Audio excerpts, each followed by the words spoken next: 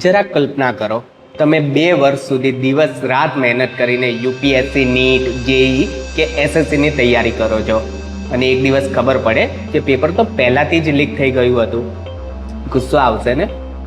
હા, આવશે જ. પણ હવે પેપર લીક માફિયાઓ માટે મોદી સરકારે સૌથી મોટો કાયદો લાગુ કરી દીધો છે. હવે જો કોઈ પેપર લીક કરશે કે પેપર લીકના રેકેટમાં પણ સામેલ હશે તો તેને સીધી 10 વર્ષ સુધીની જેલ થઈ શકે છે. અને માત્ર એટલું જ નહીં, 10 કરોડ રૂપિયા સુધીનો દંડ પણ થઈ શકે છે. અને જો કોઈ એજન્સી કે કોચિંગ સંસ્થા આવા રેકેટમાં સામેલ હશે તો તેના પર 5 કરોડનો દંડ અને 8 વર્ષ બેન જેવી કાર્યવાહી પણ થઈ શકે છે. સરળ ભાષામાં કહીએ તો હવે પેપર લીકનો ધંધો બહુ મોંઘો પડવાનો છે. પણ હજુ ઘણા વિદ્યાર્થીઓના મનમાં એક સવાલ હશે કે આ કાયદો વિદ્યાર્થીઓને પણ સજા આપશે તો? જવાબ છે ના.